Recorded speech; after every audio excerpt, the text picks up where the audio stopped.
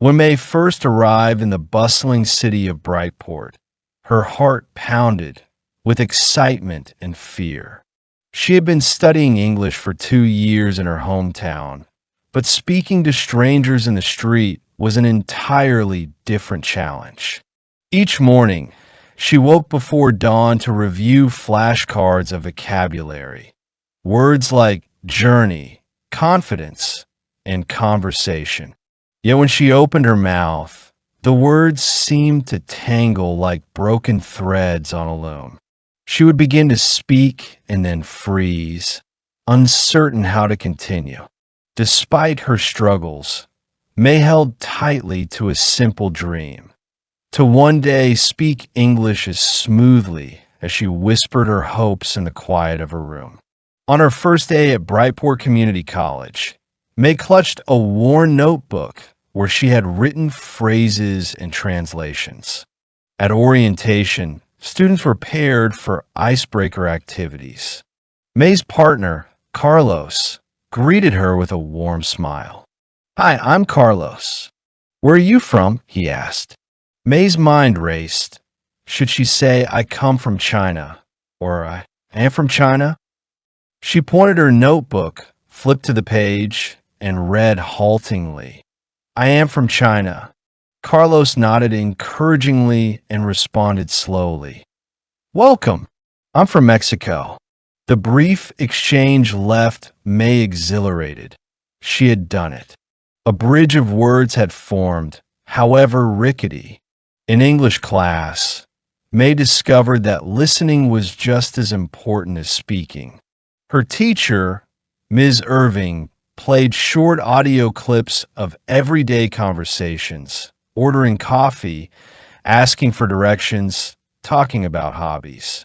After each clip, students worked in small groups to practice the dialogue.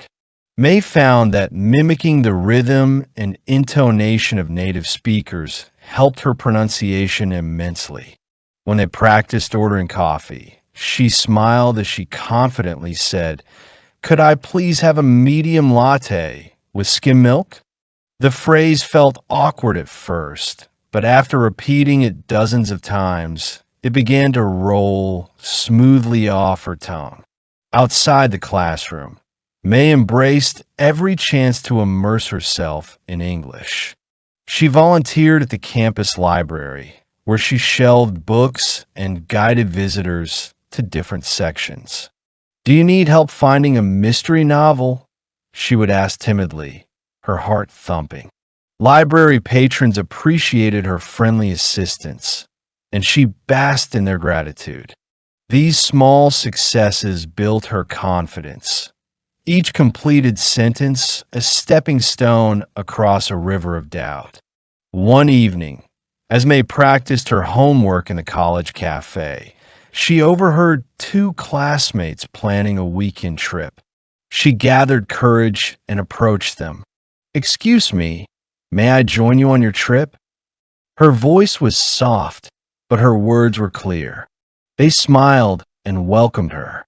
That weekend, they explored a nearby lighthouse, walked along the seashore, and shared stories over hot chocolate.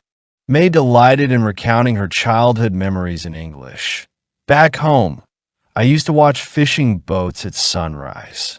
Her friends listened attentively, asked questions, and laughed at her playful anecdotes.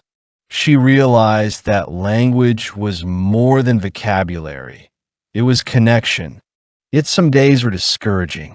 May sometimes heard her own mistakes echoing in her mind. Wrong verb tense, missing article, mispronounced word. Once she said, "I am boring," when she meant "I am bored." Her friends kindly corrected her, and she laughed at her slip. Rather than feeling embarrassed, May began to view mistakes as natural steps in the learning process. She started keeping an error log, jotting down the sentences that tripped her. Every week, she reviewed the log, practiced the corrected versions, and noticed how her fluency grew. To expand her vocabulary, May started reading simple English novels, stories about friendship, mystery, and adventure. She highlighted unfamiliar words, looked up their definitions, and wrote example sentences of her own. Soon, she was not only understanding the text, but also feeling the thrill of finishing chapters without stopping to translate every phrase.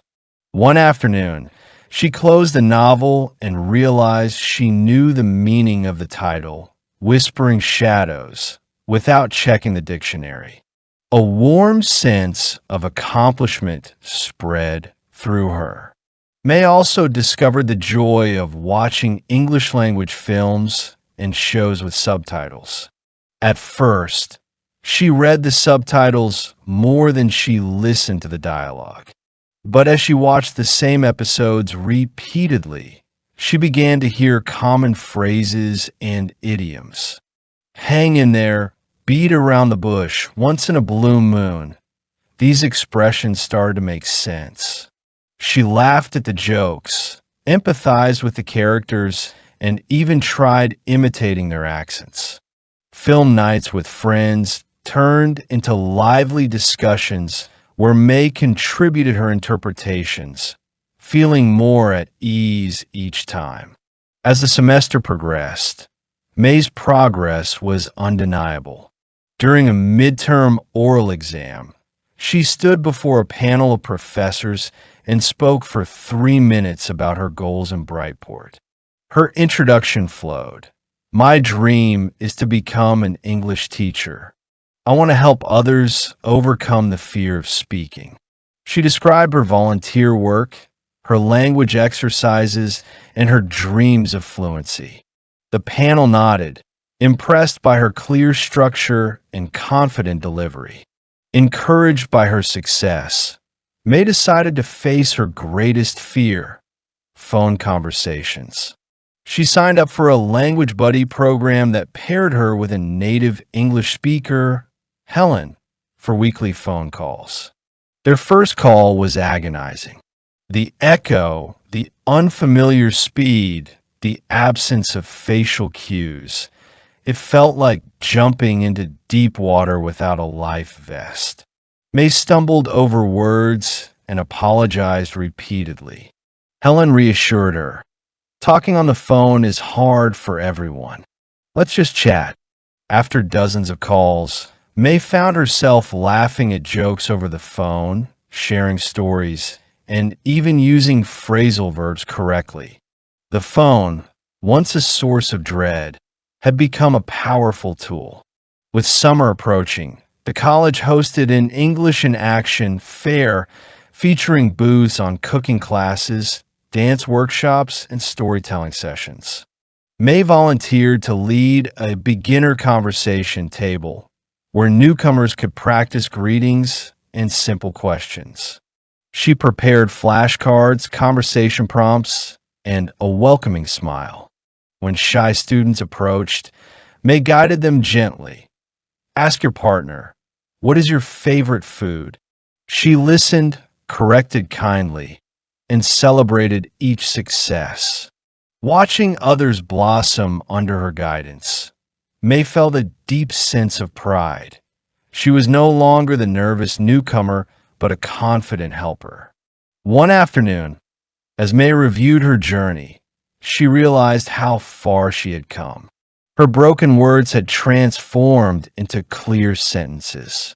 Her stumbles had turned into strides. She remembered the early mornings of cramming vocabulary, the shaky icebreakers, the storms of self-doubt. Each challenge had been a lesson, each correction a gift. Fluent dreams that once seemed distant were now within reach. In her final English class, Ms. Irving announced a special project, a multimedia presentation about the students' language journeys. May chose to create a short video montage of her experiences, clips of the lighthouse trip, snapshots of her error log, recordings of her phone calls with Helen. As she narrated in English, her voice steady and expressive, she felt a surge of joy. Each word was a testament to her perseverance, each phrase a milestone. On the day of presentations, May stood before an audience of classmates, professors, and guests. The lights dimmed, and her video began. Scenes of hesitant beginnings gave way to laughter, confident speech, and shared experiences. When the video ended, the room erupted in applause. May stepped forward, her heart full, and spoke, "Thank you for listening to my story. I started with broken words, but because of your support, I dream fluently now." Tears glistened in her eyes, tears of pride, relief, and gratitude. As May looked out at the smiling faces, she understood that learning a language was more than memorizing grammar rules. It was about embracing mistakes, taking risks, and connecting with others. Her journey from broken words to fluent dreams had transformed her, not just into a speaker of English, but into someone who could inspire and help others. And as she walked out into the bright afternoon, her mind buzzed with new words waiting to be learned, new conversations waiting to happen, and dreams more vibrant than ever before.